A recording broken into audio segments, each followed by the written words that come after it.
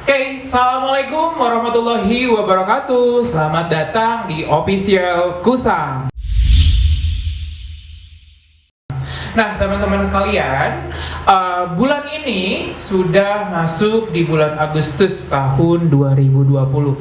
Jadi, udah nggak asing lagi nih buat kita selaku warga negara Indonesia, yang mana nanti pada saat tanggal 17 Agustus bakal merayakan hari jadi atau hari kemerdekaan Indonesia yang ke-75.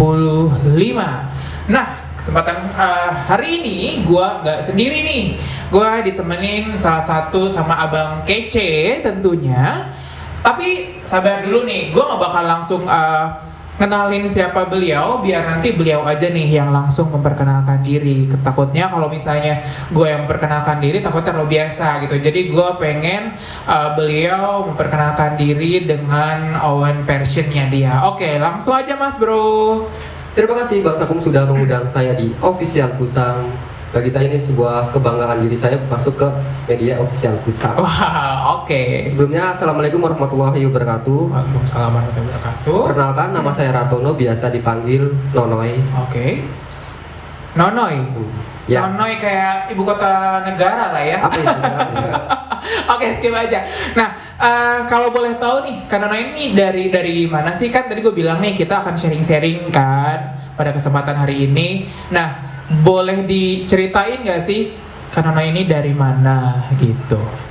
Gue sendiri masuk dari Sahabat Kusam. Sahabat Kusam. Oke, Sahabat Kusam. Gue juga baru denger banget dan mungkin belum familiar banget nih sama yang namanya Sahabat Kusam itu gitu. Mungkin boleh sedikit di-share nggak sih untuk Sahabat Kusam ini apa? Misalnya dari kapan terbentuk, gimana awalnya, membernya berapa gitu. Bisa diceritain nggak sih sama kita? Ya, sedikit menjelaskan tentang Sahabat Kusam ya. Sahabat Kusam itu mempunyai filosofi ya. Jadi Sahabat Kusam itu panjangannya adalah Sahabat Kusam ya. Kusam sendiri itu artinya ku rindu bersama alam. Oke, ku rindu bersama Jadi alam. persahabatan Kusam itu ditemukan kegiatan saya sendiri sama teman-teman yang di hiking atau pendakian di alam. Jadi kita ini ditemukan di alam bang. Yang tadinya kita nggak kenal, kemudian kita bertemu di alam dan kita sharing, kemudian teman ke teman kita akhirnya gabung dan bentuklah itu nama Sahabat Kusam. Jadi Kusam itu kalau kita dengar bahwa Kusam itu kayak kotor, kucel, bukan. Jadi Kusam itu punya kepanjangan ku rindu bersama alam. Oke, berarti Kusam ini bukan makna sebenarnya ya sebetulnya, tapi lebih ke singkatan gitu. Kalau mungkin teman-teman mikirnya belum tahu kayak Kusam, dekil atau segala macam kayak gitu ya, tapi ternyata Kusam itu adalah ku rindu bersama alam. Mungkin boleh sedikit di-share, ini kalau boleh tahu nih gitu kan, udah lama atau masih baru atau gimana nih untuk Sahabat Kusam sendiri? Sebenarnya Sahabat Kusam itu terbentuk baru sih, jadi awal tahun 2018 kita bentuk nama Sahabat Kusam, dan kalau secara anggota sih masih dikit, sekitar 70-an bang. Oke, 70 untuk berarti terhitung kalau awal 2018 ya? Ya. Awal 2018, 2019 hampir berarti udah 2 tahunan lebih menuju 3 tahun dengan jumlah membernya sudah mencapai 70 gitu ya. Sebenarnya sih banyak, cuman karena yang termasuk anggota itu cuma sekitar 70, jadi yang ada yang ikut cuma sekitar ikut, jadi setelah kita ngadain event udah gitu. Oke, berarti memang yang 70 ini yang benar-benar memang aktif ya, gitu benar. Ya. Nah, kalau misalnya sebetulnya banyak untuk si member-membernya, cuman untuk yang lain itu tidak terlalu begitu aktif, tapi yang sering mungkin ngumpul-ngumpul, bikin event segala macam itu yang tadi sekitar 70 orang. Oke, tadi kan sudah dijelasin nih teman-teman untuk Kusam itu ku rindu bersama alam. Nah, ini mungkin kalau misalnya kita berbicara tentang alam, itu lebih penekanannya kita mungkin gunung, pantai, atau hal-hal lain yang berkaitan dengan touching langsung dengan alam gitu. Nah, kalau misalnya dari Sahabat Kusam sendiri itu apakah hanya untuk itu aja atau ada perluasan kegiatan segala macam kayak gitu? Sebenarnya kita bukan hanya dengan kegiatan outdoor aja ya, tapi kita juga mengaplikasikan dari kegiatan alam itu gimana caranya bisa teraplikasi di masyarakat bang. Contohnya kegiatan alam itu kan kita diajarkan tentang solidaritas atau kebersamaan kan, saling membantu, saling membentuk kekeluargaan. Jadi saya dan tim juga turun ke jalan ketika ada bencana alam. Contohnya di kita pernah turun ke jalan waktu ada bencana alam di Brebes. Kalau teman-teman tahu itu tahun 2018 kalau nggak salah. Jadi dia jebol dan akhirnya kita penggalangan dana dari kerjaan juga dan kita turun ke jalan dan akhirnya terkumpul kita langsung turun ke jalan. Kenapa kita ingin langsung turun ke jalan atau enggak, maksudnya menyalurkan langsung ke misalnya ke tim yang lain? Karena apa ya? Kita sendiri untuk mengajarkan buat merasakan apa yang mereka rasakan, Bang. Jadi kita untuk langsung turun ke jalan gitu. Berarti berangkat dari rasa solidaritas yang sudah diterapkan di komunitas, akhirnya berharap bisa diaplikasikan juga ke lingkungan sekitar atau masyarakat sekitar dengan adanya membuat kayak bakti sosial atau penggalangan dana kayak gitu, mungkin juga bentuk pengaplikasian dari rasa solidaritas ke masyarakat ya. Gitu. Jadi tidak hanya ya udah solidaritas sesama tim atau sesama komunitas aja gitu, tapi juga memunculkan rasa jiwa sosialnya yang bisa diaplikasikan ke masyarakat kayak gitu. Nah, ini kan sudah memasuki tahun 2020 di mana sekarang sudah tepatnya di bulan Agustus gitu kan, cuman agak sedikit berbeda tentunya. Kenapa dibilang berbeda? Mungkin untuk tahun 2020 ini di mana Indonesia, tepatnya kita selaku warga negaranya pun saat ini sangat merasa prihatin dengan apa yang menimpa kita. Sebetulnya tidak hanya menimpa Indonesia, tapi menimpa juga beberapa negara. Hampir seluruh dunia. Hampir seluruh, mungkin tidak semua, cuman ya hampir gitu kan. Kita akan memasuki perayaan Hari Ulang Tahun Kemerdekaan Indonesia yang ke-75. Nah, berkaitan dengan hal tersebut, gue pengen nanya nih sama Mas Nonoy gitu kan. Gimana sih cara lo sebagai sahabat Kusam memaknai kemerdekaan dengan kondisi atau situasi Indonesia yang saat ini? Ya mungkin lo nggak harus berbicara secara global, universal dan segala macam. Bolehlah dari mulai diri sendiri atau dari badan sahabat-sahabat Kusam juga gitu.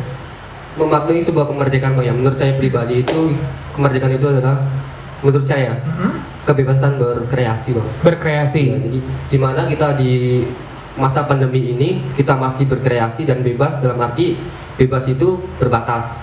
Jadi kita apa yang kita miliki, apa yang kita punya bisa bermanfaat bagi orang lain. Oke. Jadi memang walaupun kita diberi kebebasan, tapi kita harus tetap taat dan tunduk terhadap hukum yang berlaku di Indonesia ya. Nah, ini kan agak sedikit berbeda di mana saat ini begitu.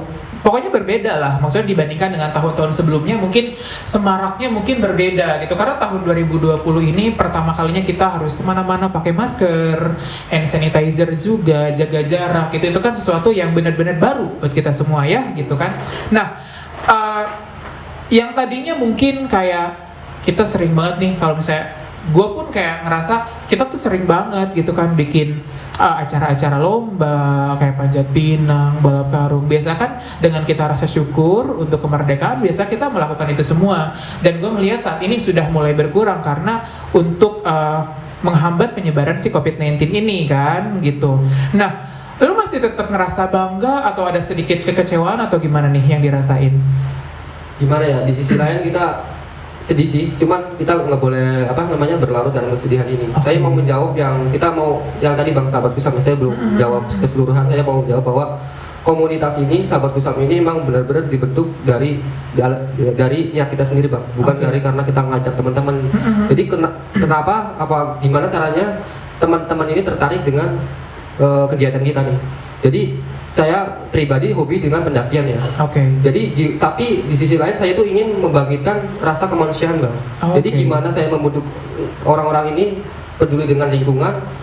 Jadi saya nyentuh dulu karakter orang ini. Gimana caranya kita menyatukan karakter orang lain atau ikut dengan kegiatan kita? Nah, saya berpikir bahwa kegiatan alam ini bisa menyatukan teman-teman ini. Nah, dari kegiatan alam ini saya mengenalkan tentang apa ya istilahnya itu solidaritas, kayak kebersamaan. Jadi gimana caranya kegiatan alam ini diaplikasikan ke masyarakat, ke pribadi kita masing-masing. Karena gini, Bang, seandainya misalkan saya berkoar-koar tentang kemanusiaan, tapi saya sendiri nggak turun langsung tidak ada bukti konkretnya gitu kan, cuman kayak ngomong-ngomong doang, mungkin nggak bisa menyentuh teman-teman di sahabat Kusam juga gitu. Tapi dengan adanya bukti nyata, jadi itu bisa memberikan contoh sekaligus kayak penarik sendiri ya, magnet bagaimana caranya mereka bisa ikut dengan lu juga kayak gitu. Nah, itu kan tadi yang sudah dijelaskan sebelumnya nih gitu kan. Nah, kalau misalnya berbicara dengan keadaan kita sekarang itu kan miris banget. Maksudnya dalam artian kenapa gue bilang miris? Karena beberapa kita melihat di Indonesia sendiri ada perusahaan-perusahaan yang mulai tutup gitu kan, ya otomatis itu kan berpengaruh banget nih gitu kan sama yang namanya ekonomi.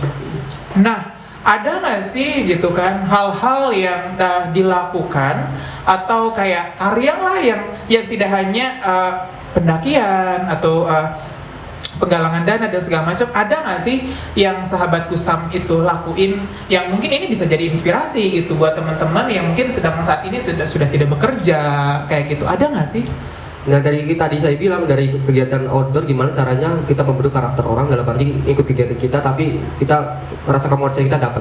Nah kita sahabat Kusam sendiri bang ngelakuin namanya kegiatan sosial. Contohnya kayak tadi saya bilang di Brebes, terus banjir di Pekalongan dan kemarin kita bagi-bagi masker serta hand sanitizer langsung turun jalan. Nah itu contoh konkret bahwa kita ingin maksudnya mengaplikasikan bahwa kegiatan alam itu positif dan emang benar-benar menyentuh kita buat menjadi manusia yang berkarakter dan berjiwa kemanusiaan yang benar-benar dari dalam hati, bukan karena kita ingin menunjukkan diri atau ingin dikenal orang lu hebat tentang kegiatan lu gitu, tapi enggak, tapi dalam diri kita bahwa kegiatan itu benar-benar dari dalam hati. Saya pernah mengutip dari Buya Hamka bang, bahwa kalau lu sekedar hidup, babi hutan juga bisa hidup bang.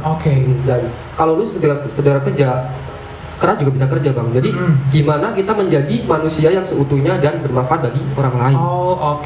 Nah berkaitan dengan manfaat untuk orang lain seperti yang tadi lu bilang. Nah kalau berbicara tentang tadi nih, lu kan udah bilang untuk kayak penggalangan dana, terus naik gunung, bikin event-event outdoor kayak gitu kan, itu kan mungkin yang sudah benar-benar jadi main PC lu sebagai sahabat Kusam gitu, itu kan pasti udah jadi PC lu banget gitu.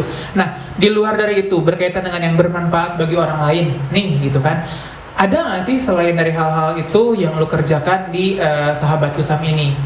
Ada sih bang, contohnya kayak Sakupala nih bang. Sakupala itu kan sahabat Kusam di Cikala. Sakupala ini boleh tahu nggak sih, maksudnya Sakupala ini tuh kan tadi lu udah bilang nih Sakupala sahabat Kusam gitu, ini tuh lebih bergerak di bidang apa? Apakah masih bentukannya masih apa namanya komunitas di bawah komunitas atau seperti apa? Sebenarnya basic Sakupala ini emang kita ngambil dari kegiatan kita sendiri bang, dari outdoor. Nah kebetulan di Cikarang ini masih jarang yang penyewaan outdoor bang.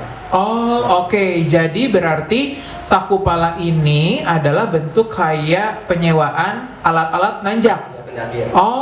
Oke. Boleh diceritain nggak sih? Nah, kita kan dalam masa pandemi kebetulan saya juga kerja juga sih bang. Jadi gimana kita ini di komunitas ini bahwa kegiatan bukan hanya kegiatan tentang tadi bilang kayak cuma hiking aja, terus kita bakti sosial, tapi gimana caranya kita juga berkarya bang. Dan di sini kita juga membentuk namanya penyewaan. Penyewaan sendiri ini bukan saya sendiri bang. Saya ambil dari sahabat Kusam juga. Jadi gabung, ada yang beberapa yang diajak. Saya ambil dan kemudian kita berdiskusi dan kita satu visi, akhirnya kita bentuk tuh namanya penyewaan Sakupala Adventure. Namanya Sakupala Adventure, tapi penyewaan untuk alat-alat nanjak atau naik gunung. Nah, di situ ada apa aja sih? Ya mungkin ya banyak ya, maksudnya yang disewa-sewain gitu kan, kayak mungkin tenda dan segala macam kayak gitu. Nah, bicara tentang alat-alat sewa gitu. Nah, ini tuh apa sih yang membedakan antara Sakupala dengan yang lain? Ada nggak? Atau harganya lebih murah kah atau seperti apa? Kalau kita membandingkan harga dengan yang lain sih sama sih bang, cuman saya lebih menekankan bahwa ini kan pengalaman pribadi saya bang. Sebenarnya kenapa saya pengen penyewaan ini, dulu saya itu pernah pendakian bang ya, ini pengalaman pribadi saya benar.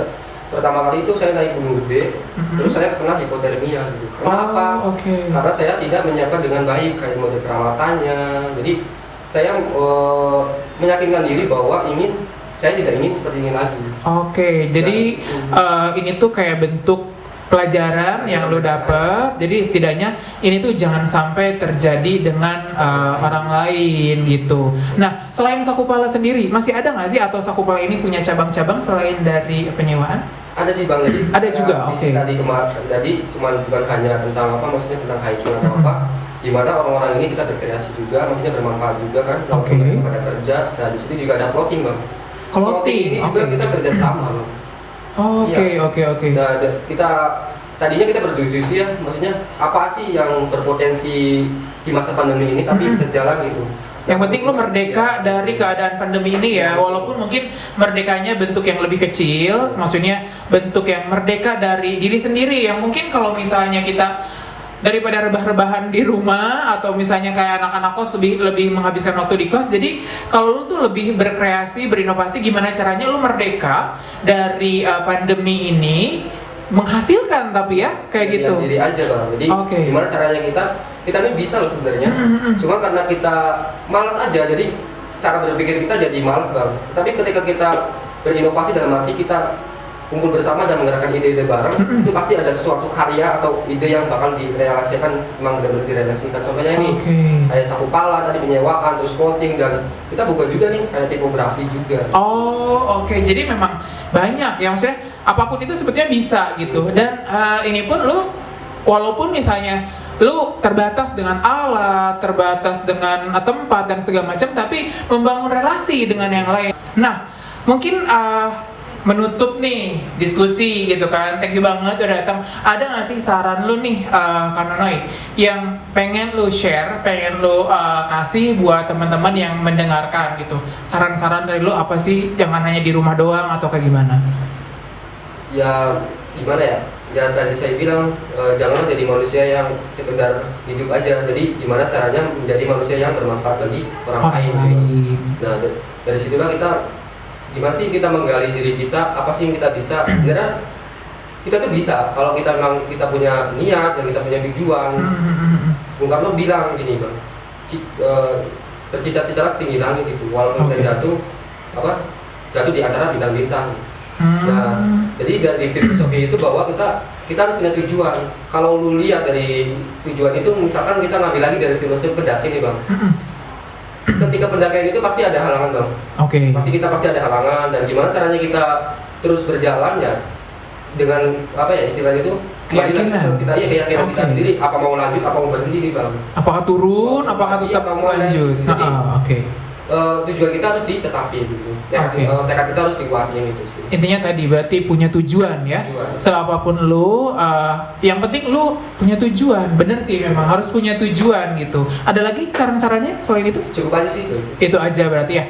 Nah teman-teman, itu tadi sedikit gue simpulin untuk teman-teman yang mungkin stay at home, yang mungkin memaknai kemerdekaannya. Mungkin memang masing-masing orang memaknai kemerdekaan itu berbeda-beda. Nah kalau misalnya dari yang sudah kita bicarakan pada kesempatan hari ini tentang memaknai kemerdekaan di tengah pandemi, itu tadi dengan adanya kreasi ya, setidaknya kita bisa bermanfaat untuk nggak harus dengan negara, untuk negara gitu, tapi setidaknya orang-orang sekitar kita itu kena atau didampaki oleh hal-hal positif dari yang kita lakukan. Saya dengan kayak tadi bisnis kecil-kecilan ya, walaupun misalnya masih kecil tapi ya setidaknya mungkin suatu saat bisa lebih gede ya, bisa kayak gitu, siapa tahu bisa menyerap untuk tenaga kerja gitu.